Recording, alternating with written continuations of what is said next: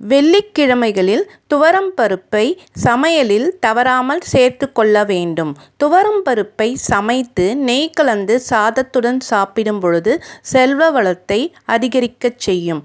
துவரம் பருப்பில் மகாலட்சுமி வாசம் செய்வதால் பிறருக்கு தானமாகவோ கடனாகவோ துவரம் பருப்பை கொடுக்கக்கூடாது. கொடுத்தால் அது நமது செல்வ வளத்தை பாதிக்கும். கல் உப்பை தவறாமல் வெள்ளிக்கிழமைகளில் வாங்குவது நமது செல்வ வளத்தை அதிகரிக்கச் செய்யும். பெண்கள் வெள்ளிக்கிழமைகளில் எண்ணெய் தேய்த்து குளிக்க வேண்டும். மஞ்சள் பூசி குளிக்க வேண்டும். நாகரிக காலத்தில் முகத்திற்கு மஞ்சள் பூசி குளிக்க தயங்கினால் அவர்களுடைய 2 கால்களில் மட்டுமாவது மஞ்சளை தேய்த்து குளிக்க வேண்டும். இவ்வாறு செய்வதால் வீட்டில் செல்வ நிலை உயரும். மேலும் இது போன்ற தகவலுக்கு என்னோட சேனலை சப்ஸ்கிரைப் செய்யவும்.